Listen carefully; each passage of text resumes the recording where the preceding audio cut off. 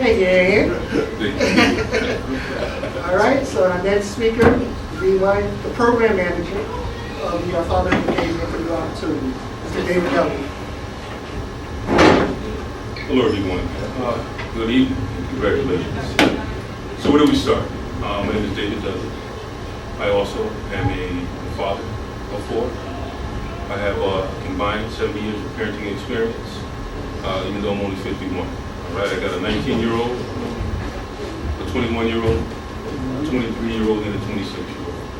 And the reason that I say I have 70 years of experience due to the fact that each one of those children, or young women I should say, are separate and different individuals. Right? So you have to learn about each one of them. Their likes, their dislikes, their favorite colors, their strengths, their weaknesses, you name it. You got to be vested in their development and in their growth. Okay? I'm going to come to you from the point of the struggle in the journey. Right? Along the way, we attend school, we listen to our parents and their rules and their guidance. We observe their model, how they walk, how they present themselves, how they conduct themselves. Right? It's a give and take. We learn a lot if we're paying attention. Okay? And that's one of the unique things about parenting is that it is a give and take relationship. Many times we may think that we're constantly giving, be it time, be it money, right? Be it resources. But if we were to stop and think about what our children are giving back unto us in our development, through that of parenting, we can come to the understanding of just how blessed we are. Parenting is not an easy walk. You're constantly being challenged and tested at every level that we can think of. Right? The world is going to test us. Our children are going to test us. Life is going to test us. But the question is, it gives us a real chance and opportunity to really be able to look at ourselves and discern our good, our bad, our strengths, our weaknesses.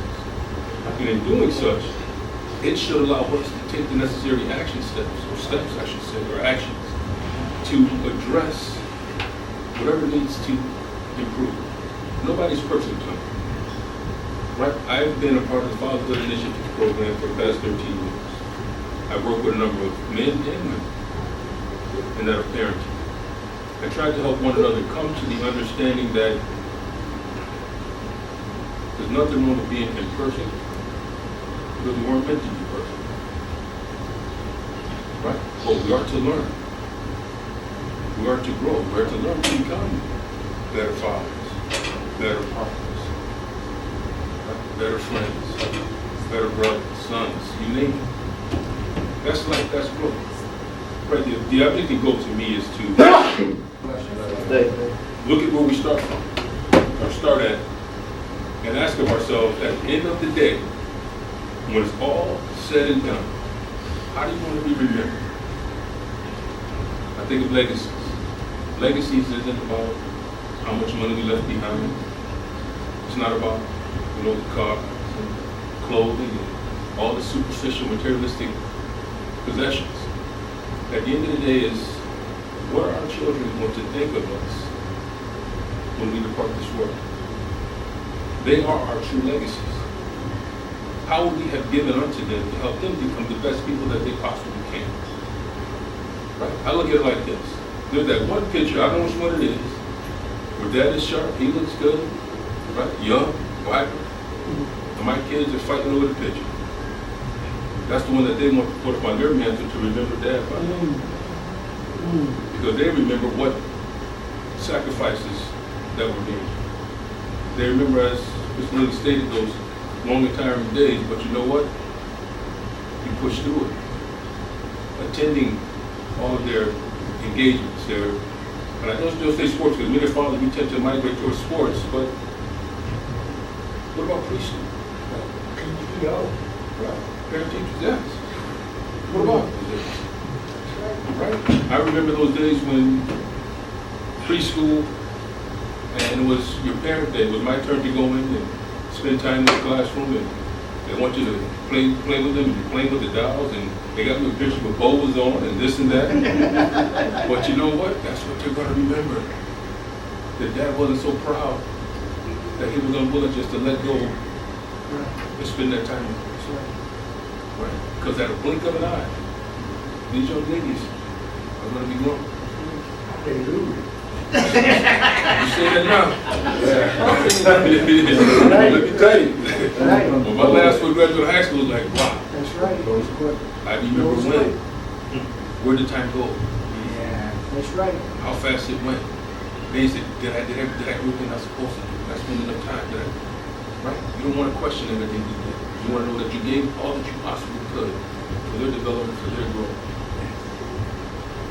Right? And I'm thankful that you guys took part of this. And I hope that you understand the value that you bring into this world, not just to your family, but everybody around you, because we are communal people. And I hope that you delve in and continue to seek within to become the best person you possibly can. Don't worry about measuring yourself to what somebody else was able to do and their accomplishments and their successes, because we all should be worried about our own walk, not about theirs. Be the best that you can. Yes, it's going to be tough at times. But press on. You have the resilience. Right? You can press on. I'm thankful that DCF is reassessing and reevaluating their services and has acknowledged the importance of the role of fathers. That's right.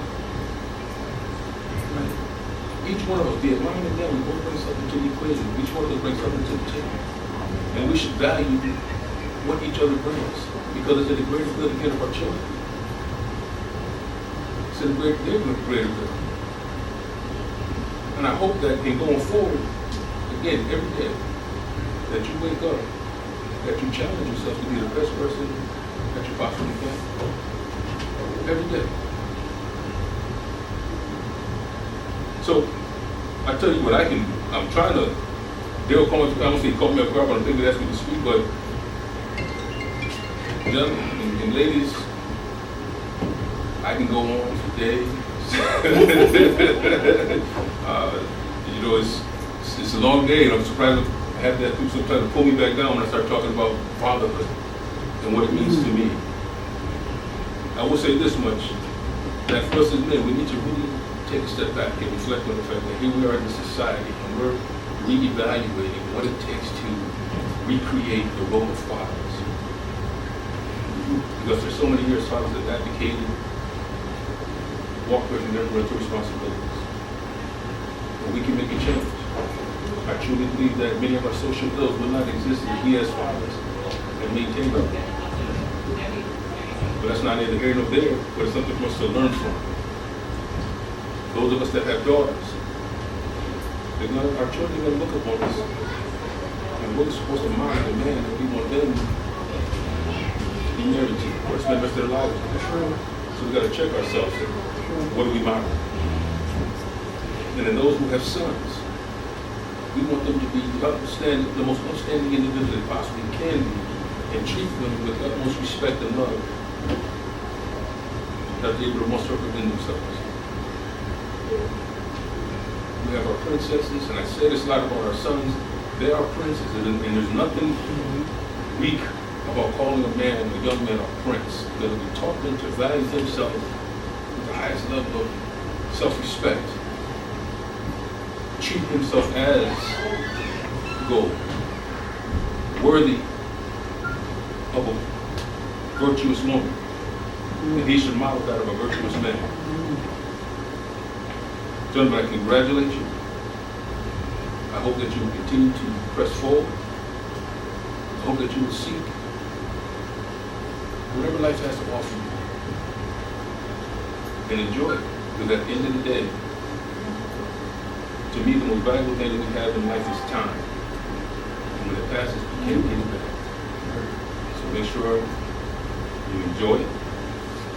You do the most that you possibly get the time that you have. And always remember, how you pick up and carry yourself is your brain. Just like a Mercedes, BMW, a Bugatti, whatever you want to, how big your eyes, explore what, that's your brand. People are going to remember you by that brand. Congratulations, gentlemen. And I wish you the best.